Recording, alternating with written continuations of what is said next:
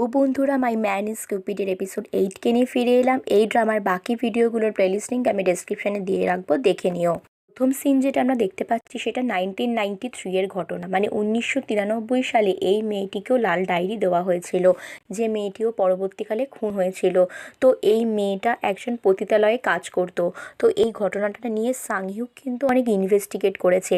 মানে সাংহিউকের গার্লফ্রেন্ড যখন জিয়ংয়া মারা গেছিল, তখন থেকেও পুলিশে জয়েন করে শুধুমাত্র ওই কালপিটকে ধরবার জন্য। তখন আমরা ডিটেকটিভ পুলিশ দাইসিককেও দেখি। দাইসিক বলে, তুমি এখনও ওই কেসটা নিয়ে পড়ে রয়েছো?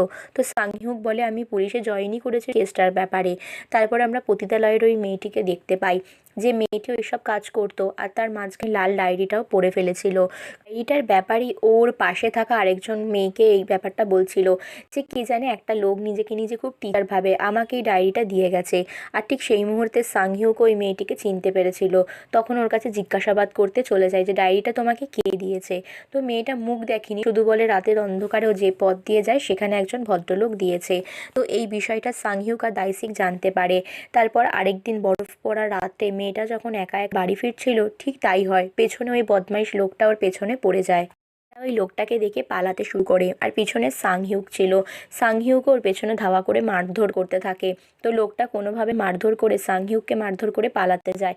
আর পালাতে গিয়ে গাড়ির সঙ্গে একটা জোরে ধাক্কা লেগে রাস্তায় অ্যাক্সিডেন্ট হয়ে পড়ে যায়। সাংহিউক তখন দাইসিক পুলিশকে বলে যে এই লোকটি এই রাস্তায় আছে আর ও পড়েও গেছে। ঠিক সেই মুহূর্তে লোকটা মারা যাওয়ার সঙ্গে সঙ্গে এখানে সাংহিউককেও দেখানো হয় যে ওর হাত পা সব উধাও হয়ে যেতে থাকে। মানে ও ওখান থেকে ভ্যানিশ হয়ে যায়, মানে ওর আরেকটা পুনর্জন্ম শুরু হয়। তো ও যেহেতু পড়ি ছিল, তাই জন্য ওর জন্মটাও একটু অদ্ভুতভাবে, এরকম গাছের মধ্যে বরফের একটা ক্রিস্টাল পাথরের মধ্যে ওকে ঢোকানো। তো সেখান থেকে ওর আবার পুনর্জন্ম হয়। তো এই ঘটনাগুলো কিন্তু ডিটেকটিভ জেহির জন্য একটু অবাক করা ছিল। ও মানতে চাইছিল না। ও পুলিশ অফিসার দাইসিককে বলছিল যে কেন আমাদের সাংহিউককে দরকার, আমরা তো ওকে ছাড়াও কাজটা করতে পারি। তো দাইসিক বলে ওর বাবা এই কাজের সঙ্গে যুক্ত ছিল, এটা আসলে সাংহিউকই শিখিয়েছিল, তো তাই জন্য এখানে যুক্ত হতে চায়। তারপরে বাকি পুলিশ অফিসারদেরও ইন্টারেস্ট আছে যে এই কালপিটকে ধরতে পারলো কি না। তো এই ব্যাপারে দাইসিক পুলিশ অফিসার ক্যাপ্টেন খুবই মানে রেগেছিলেন। বলছিলেন যে তোমরা একে তো ধরতে পারছো না, তারপর তোমরা সাংহিউকের পেছনে পড়ে রয়েছো। জেহিকে উদ্দেশ্য করে বলে যে আগে কালপিটকে ধরো, উনি তো তবু রেড ডায়েরির আর কি নিশানা দিয়ে ধরবার চেষ্টা করাচ্ছে। তোমরা কি করছো পুলিশরা, তোমরা না ধরতে পারছো? তো ডিটেকটিভ জেহির কাছে আর উপায় থাকে না। ও তখন সাংহিউকের সাথে কথা বলতে আসে একা। বলে এবার তুমি ফর্মালি সব সত্যি সত্যি বলো, আমি তোমাকে বিশ্বাস করছি, আর বেশি ফর্মালি আমি তোমার সাথে কথা বলতে পারবো না। তো সাংহিউক নিজের ডায়েরিটা দিয়ে দেয়, বলে আমি আমার বাবার কাছে ছোটবেলা থেকে এই ডায়েরিটার ব্যাপারে শুনে এসেছি। তো স্বাভাবিক ওকে এখানে মিথ্যে কথা বলতেই হতো। তখনও বলে যে আসল কালপিট তার মুখটা ঠিক অন্যরকম, মানে অদ্ভুত ধরনের, সে মানুষ নয়, তার মুখের মধ্যে কিছু একটা মুখোশ বা মেকআপ করা থাকে।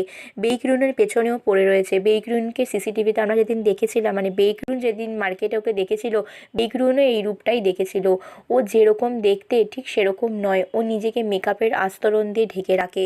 তো ওকে খুঁজে পাওয়া একটু মুশকিল। তো সেই দিন রাত্রিরে বেইকরুনও নিজের কাজ সেরে একা একা বাড়ি ফিরছিল। বেইকরুনের ফিল হয় যে ওর পেছন পেছন কেউ যেন ওকে ধাওয়া করছে। ও তখন মারধর করতে থাকে, কিন্তু সেটা আসলে আরেকজন পুলিশ অফিসার ছিল। পুলিশ অফিসার বলে যে আমাকে তো ওখান থেকে কাজে পাঠানো হয়েছে আপনাকে নিরাপত্তা দেওয়ার জন্য। তো এখানে বেইকরুন বলে আমার বডিগার্ড আছে, তো সে কোথায়? ও জানতো সাংহিউক ওকে প্রোটেক্ট করবে। এদিকে বাড়িতে ঢুকে ওর রুমমেট উন্নি দিদিকে দেখেও ভয় পেয়ে যায়। বলে এরকম অদ্ভুত মেকআপ করে আছিস কেন? তারপরও দিদিকে বলে একটা সত্যি কথা বলতো, ছেলেরাও কি মেকআপ টেকআপ করে নাকি?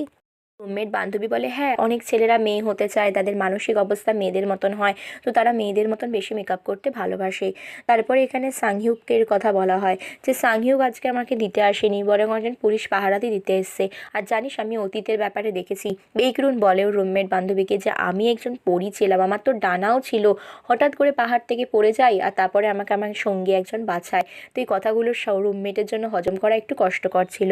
এদিকে চোখের সামনে সাংহিউক দেখে জেহিকে দেখে ভাবছে যে এই একই রূপ নিয়ে ফিরে এসেছে, না জানি আমাদের জীবনে আবারও কি আসতে চলেছে। ডিটেকটিভ জেহি কিন্তু একটু চিন্তায় আছে, কেসটা কোন দিকে যাচ্ছে। তো ওরা কি সাংহিউকের কথার উপর ভরসা করে চলবে? বাকি পুলিশরা কেউই কিন্তু সাংহিউককে বিশ্বাস করতে রাজি নয়। এদিকে এই পুলিশ অফিসারটা বলে ও পুরো ফেউরির মতন দেখতে। তো এটাতে ডিটেকটিভ জেহি বিরক্ত হয়ে যায়। বিরক্ত হয়ে সাংহিউকের কাছে গিয়ে বলে আমি তোমাকে লাস্টবার বলছি, তুমি যা জানো তাই বলো, তুমি আমাদেরকে কনফিউজড করার চেষ্টা করো না, কারণ কেসটা এমনি প্রচণ্ড কঠিন লাগছে। তারপরে বেইকরুন আবারও সেই পরীর গল্প বলতে শুরু করে। বলে আমার তো বড় বড় ডানা ছিল, আমি স্বপ্নে দেখেছি আমাকে হিপনোটাইজ করা হয়েছিল যখন। তো আমি ওই ডানাওয়ালা লোকটা আমাকে বাঁচায়, মানে আমার নিজের ডানাটা ভ্যানিশ হয়ে যায়, আমি পাহাড় থেকে পড়ে যাই। ওদিকে আমি রাজার প্রেমে পড়ে গেছিলাম, রাজাও আমার প্রেমে পড়ে গেছিল। যখন মৃত্যুপথ থেকে বাঁচায় তখন তার আগে একটা ঘটনা ঘটেছিল। কি ঘটেছিল জানো? আমার তো রাজার সাথে বিয়ে ঠিক হয়ে গেছিল, রাজার সাথে বিয়ের দিন আমার বিয়ে হয়। তো বিয়ে হবার ঠিক আগে একটা দুর্ঘটনা ঘটে, সেখানে অন্য একটা রাজ্য আক্রমণ করে দেয় আর আমাদের সাথে, আমার রাজার সাথে যুদ্ধ লেগে যায়। তো রুমমেট বান্ধবী বলে যে হঠাৎ করে বিয়েটা হলো না কেন? তখন বলে আসলে আমি তো খুবই দেখতে সুন্দর ছিলাম, তাই জন্য ত্রিকোণ প্রেমের সৃষ্টি হয়ে গেছিল। সে যে পাশের রাজ্যের রাজাও আর কি আমাকে পছন্দ করতো, এই জন্যই তো এই জন্মে আমি কাউনো ছেলে পাচ্ছি না, এটা আমার কর্মফল। আগের জন্মে এত ছেলে আমাকে পছন্দ করতো, আসলে আমি তো ফেরি ছিলাম, আমাকে দেখতে খুব সুন্দর ছিল। তো মনের দুঃখেও ড্রিঙ্ক করতে যায়। ও রুমমেট বান্ধবী বলে তুমি কি তাহলে এবার থেকে নর্মাল খাবার দাবার খাবে না নাকি, ফেরি হও তুমি? বেগুন বলে না, আমি এবার চুজ করে করে খাবো। এদিকে ওর রুমের বাইরে সাংহিউক দাঁড়িয়ে থাকে। সাংহিউক মনে মনে ভাবছে ওকে প্রোটেক্ট করাটা হয়তো কাজ আমার, না জানো ওই কালপিট বদমাইশ লোকটা ওর কী করতে চায়। এদিকে বেকরুন ওই ফেরির গল্পটাকে নিয়ে ভাবতে থাকে। ও ভাবে যে একটা জিনিস নিয়ে আমি বুঝতে পারছি না, রাজার সাথে তো আমার প্রেম হয়েছিল, বিয়েও ঠিক হয়ে গেছিল, কিন্তু আমি ঠিক খুশি ছিলাম না, দুঃখী দুঃখী ছিলাম কেন কে জানে। তো রুমমেট বান্ধবী বলে হয়তো এটা হতে পারে ফেরি জীবন থেকে তুমি মুক্তি পেতে চাইছিলে, পৃথিবীতে বেশি দিন থাকতে চাইছিলে, ভাবছিলে পৃথিবীর লোকেদের সাথে বেশি এনজয় করব, কিন্তু সেটা তুমি পারোনি। এদিকে সাংহিউক নিজের বাড়ি ফিরে যায়। ওর কিউপিড আরেকজন ফ্রেন্ডও রাস্তা আটকায়। কিউপিড ফ্রেন্ড ডংপান বলে তুমি এসব করার চেষ্টা করো না, তুমি এগুলো ভুল করছো। এদিকে বেইকরুনরা তো প্রচুর ড্রিঙ্ক করতে থাকে আর অনলাইনে খাবার অর্ডার করে খেতে থাকে। আর ওর রুমমেট বান্ধবীটা ওই ডেটিং ইনস্টিটিউটে নিজে কাজের জন্য জব অ্যাপ্লাই করে দেয়। ও মনে মনে ভাবে এখানে কাজ করে দেখা যেতেই পারে, সেই ডেটিং ইনস্টিটিউট যেখানে ডঙ্গু যাচ্ছে। তো তারপরে ও এখানে বেইকরুনের সাথে আবার কথা বলতে থাকে, বেইকরুন আবারও সেই সেম কথা বলতে থাকে। তারপর বলে এই পিৎজাটা দারুণ খেতে, আর একটা খুশির খবর আছে জানো তো, আমি এখন একটা বয়ফ্রেন্ড পেয়ে গেছি। তো রুমমেট বান্ধবীর আর বুঝতে বাকি থাকে না, বলে সেই সুপারম্যান তোমার বয়ফ্রেন্ড তাই না? তারপরে আমরা আবার ডংপালকে দেখি।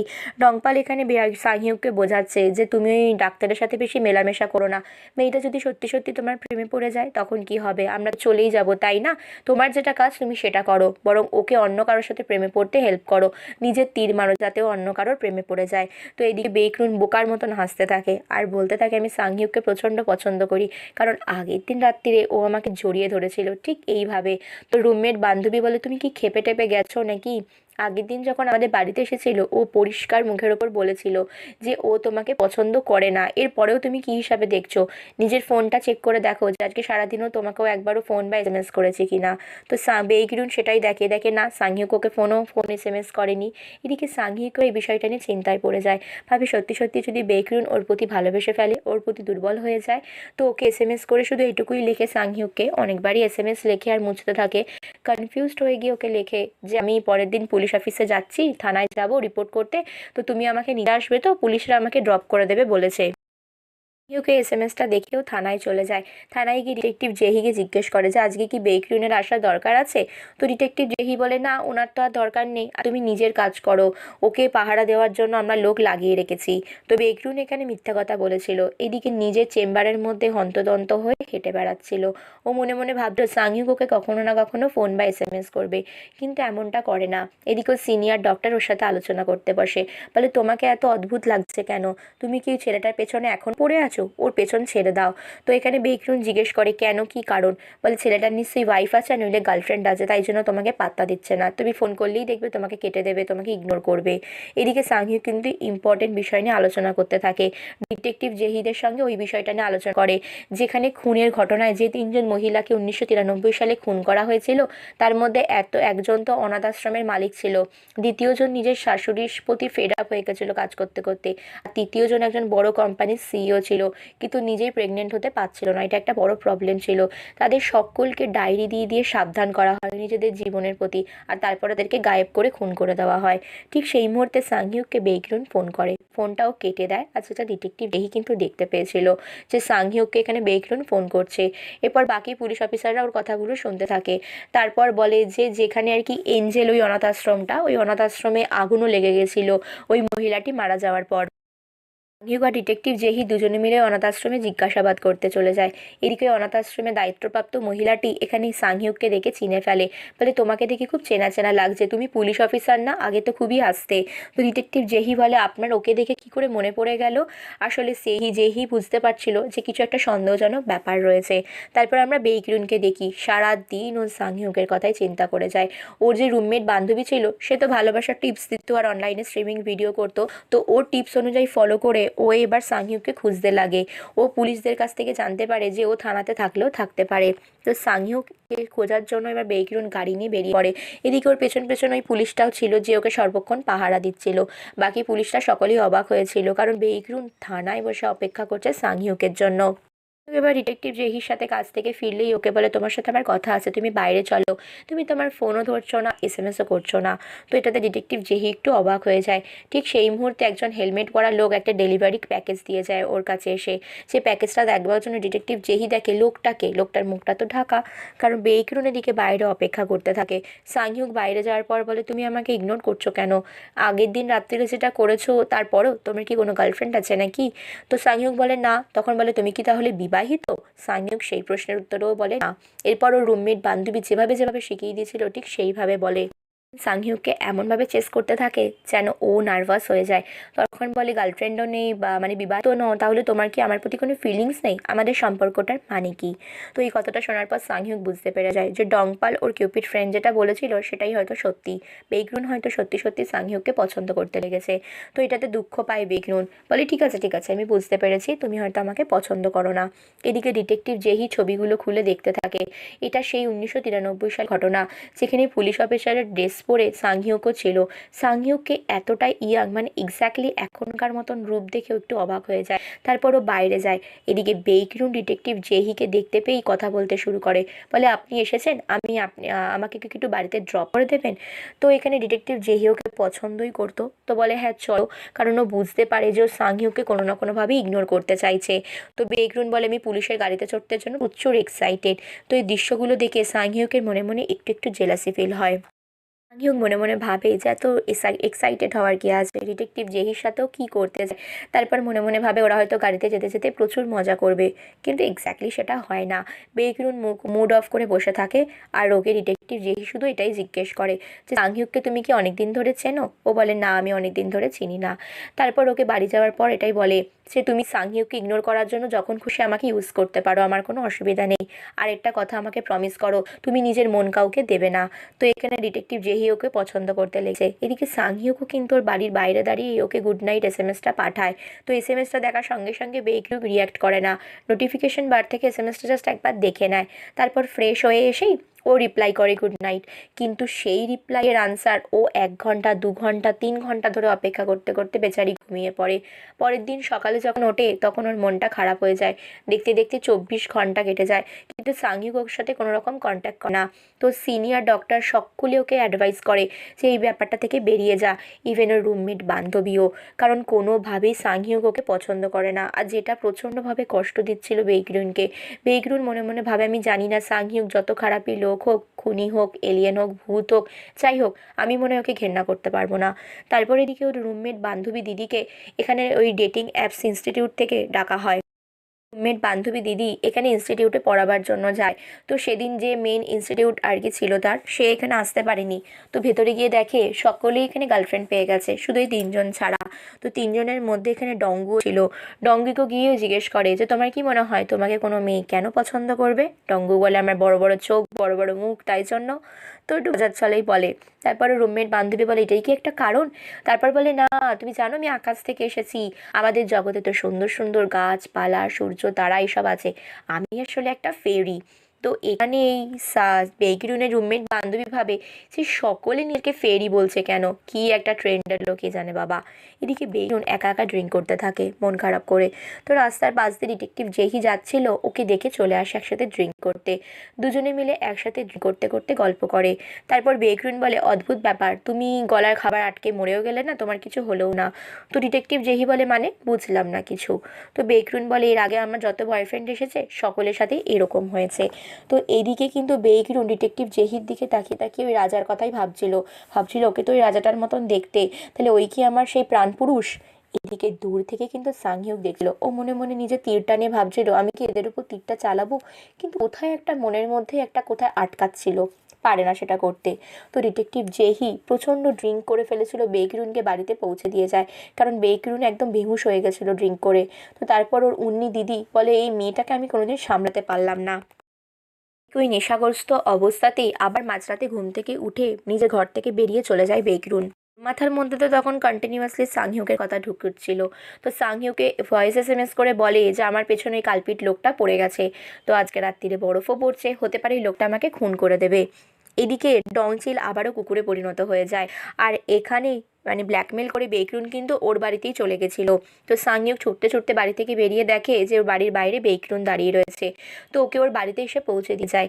পরের দিন সকালে প্রচণ্ড মাথা ব্যথা করছিল, তো বেকরুন ওর দিদি রুমমেট বান্ধবীকে বলে যে আমাকে কিছু জুস বানিয়ে দাও। তারপর ও স্যুপ খেতে থাকে। তারপর ওর রুমমেট বান্ধবী জিজ্ঞেস করে আগের দিন রাত্রিরে কী হয়েছিল, ডিটেকটিভ তো তোকে এসে দিয়ে গেল, তারপর আবারও তুই তোর সুপারম্যানের সাথে ফিরে এলি, তোদের দুজনের মধ্যে কি কিছু হয়েছে? তখন বেকরুনের মনে পড়ে কাউকে একটা কিস করেছে। তোর হালকা হালকা মনে পড়ে যে সেটা সাংহিউকই হয়তো হবে। তো সাংহিউকের সাথে অনেক ভুলভাল বকছিল যে আমি নাকি পড়ি, আমি এই দেখো উড়ে বেড়াচ্ছি। এই সবগুলো ভাবতেই ওর নার্ভাস লাগে, কারণ ওর মনে হয় সাংহিউক হয়তো ওর ব্যাপারে কেস করতে পারে যে ওকে মলেস্ট করার জন্য।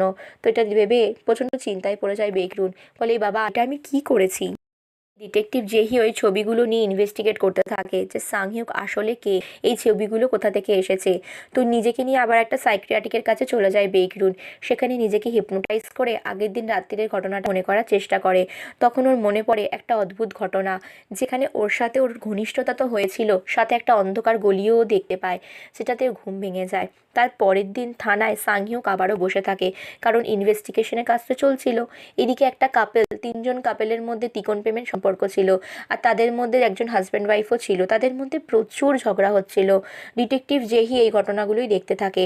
ঠিক সেই মুহূর্তে সাংহিক ছাদে গিয়ে নিজের তীরটা দিয়ে ওই কাপেলদের মধ্যে একজন হাজব্যান্ডের মধ্যে ওই তীরটা মারে। তো হাজব্যান্ড সঙ্গে সঙ্গে নিজের ওয়াইফের প্রেমে পড়ে যায়। তো ওর ওয়াইফটাকেও তীর মারতে যাচ্ছিল, কিন্তু ওর হাতে এইভাবে বন্দুক দেখে ডিটেকটিভ জেহি ভুল কিছু ভেবে বসে। ডিটেকটিভ জেহি ওর পেছনে চলে যায়। ওই কাপেলদের মধ্যে মহিলা কাপেলটিকে গুলি মারার আগেই ডিটেকটিভ জেহি ওর পেছনে রিভলভারও তার দাঁড়িয়ে থাকে। রিভলভার দিয়ে ওকে বলে যে তুই নিজের হাত তোলো, তুমি এখানে কি করতে চাও। তারপর আমরা বেকরুনকে দেখি সেই গলিতে এসে দাঁড়িয়ে থাকে, যেটা ওর স্বপ্নে দেখেছিল আগের দিন রাত্রিরে। এখানেই ঘটনা শেষ হয়। তারপরে এখানে সাংহিউক আর বেকরুনের একটা ছোট্ট ঘটনা দেখানো হয়, যেখানেও আগের দিন রাত্রিরে ওরা কী করেছিল। তো সাংহিউক আর বেকরুন প্রচণ্ড কাছাকাছি এসে গেছিলো, দুজন দুজনকে কিস করে ফেলেছিল। এখানে কিন্তু সাংহিউকে ওকে কিসটা করেছিল, বেকরুন যত না কাছে এসেছিল সাংহিউক বেশি কাছাকাছি এসে গেছিলো। আর এখানে কোনো না কোনোভাবে সাংহিউক ওকে ভালোবেসে ফেলেছিল। তো দূর থেকে ডংচিল যে কুকুর হয়ে গেছিল সেই বন্ধুই ঘটনাটা সমস্তটাই দেখেছিল। ও তখন মনে মনে বলতে থাকে সাংহিউক তুমি আবারও প্রেমে পড়ে গেছো।